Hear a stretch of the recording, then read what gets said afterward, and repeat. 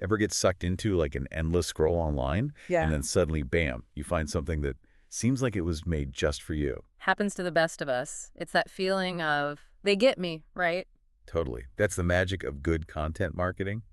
But let's be real, most of the time it feels like we're drowning in a sea of content, right? Oh, yeah, definitely. And for marketers, the message is often create more, post more, but it's easy to just get lost in the noise if you don't have a good plan. That's so true. So how do we cut through the clutter and create content that truly connects?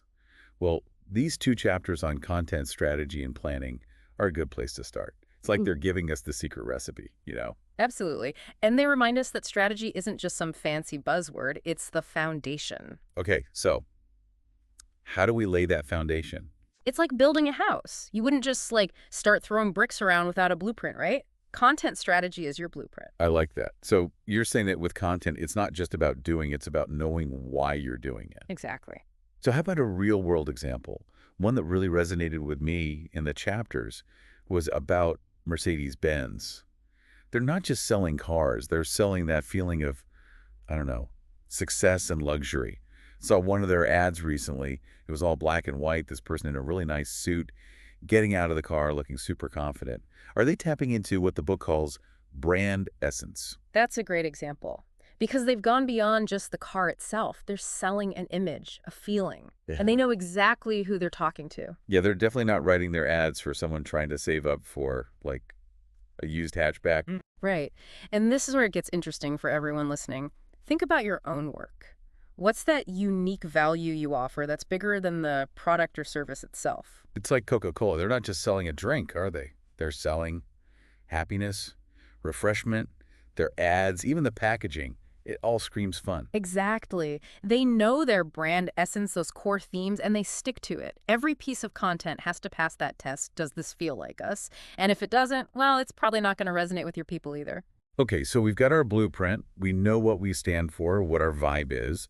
I'm already feeling more strategic and less all over the place. See, this is why I love a good deep dive. So we've got our strategy, right? Like the big picture. But now we need to actually plan the content itself.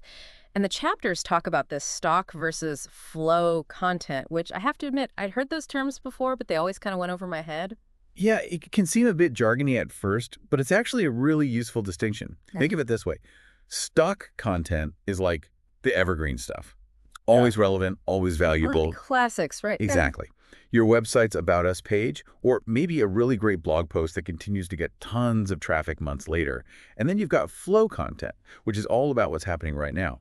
So it's kind of like stock content is the foundation, and flow is what keeps things fresh and timely. Exactly. And both are important. You need that solid foundation of evergreen content, but you also need to be part of the conversation that's happening now. Okay, so going back to Mercedes for a sec. Mm-hmm. Imagine they share like an article about the future of electric cars on their social media. That would be flow because it's timely. But the article itself, living on their website, that's more like stock. Perfect example. You get it. It's about having a good mix. Speaking of a good mix, remember that time I was like complaining about that one brand that was just bombarding my social media feed? Like Yeah. every time I refreshed, there they were. It got to the point where I almost unfollowed them, even though their content was usually pretty interesting. Yeah, it's a delicate balance, right? You got to stay top of mind, but you don't want to overwhelm people either. The chapters talk about this as always on versus flighted approaches. Right. So always on would be like constantly running campaigns, always pushing out content, while flighted would be more like strategically timed bursts. Exactly. Think of it like a restaurant. Always on is like a diner, always open, always something on the menu. Flighted is more like a fancy restaurant with a seasonal menu. Both valid, but serve different purposes. Okay, that makes total sense. So how do we decide which approach is right for us? Is it just a matter of personal preference, or is there more to it than that? Well, it depends on your goals, your audience, and your resources, really. But before you even get to that point, the chapters actually recommend doing what's called a content audit. Ooh, yes, the content audit. Okay, so full disclosure, I've always been a little intimidated by content audits. It feels like cleaning out, like a really messy closet that you've been avoiding for years. I totally get it. But it doesn't have to be that scary. Think of it like taking inventory. You're just getting a clear picture of what you've got, what's working, what's not, and what those gaps are that you need to fill. Like, remember the Airbnb example from the chapters? They realized through a content audit that they had all this incredible user-generated content just sitting there. Oh yeah, all those gorgeous photos and amazing stories that people were sharing from their trips. Right. And they weren't really doing anything with it, so they shifted their strategy to really showcase those authentic experiences, which ended up being super effective. See, that's what I love. When we can turn something that seems kind of tedious, like a content audit, into an opportunity. Hmm. It's about working smarter, not harder. Right. Okay, so content audit done. We've got our strategy. We know what we're about. Now we've got to actually plan the content itself. And the chapters talk about these super practical tools like content calendars and, get this, persona maps. Persona maps. How cool does that All sound? right. It does sound kind of cool, and they're super helpful too. So break it down for me. What exactly is a persona map? It's basically like creating a profile of your ideal customer. You're thinking about their demographics, yeah, but also their goals, what they're into, even their pain points, right?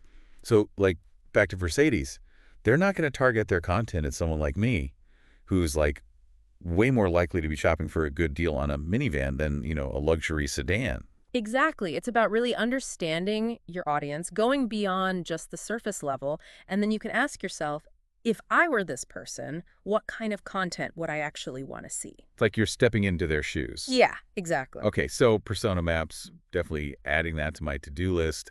What about content calendars? I'll be honest, I'm more of a fly by the seat of my pants kind of person, Yeah, I get that. But content calendars are clutch for staying organized, especially when you're trying to be strategic and consistent. which is what we want, right? Hmm. Because it's not just about putting out good content. It's about making sure the right people actually see it. And speaking of which, the chapters mention this whole algorithmic curation thing, which I don't know about you, but it kind of stresses me out a little. I hear you. Algorithms can seem like a mystery, right? But at the end of the day, they're just trying to show people content they'll actually be interested in.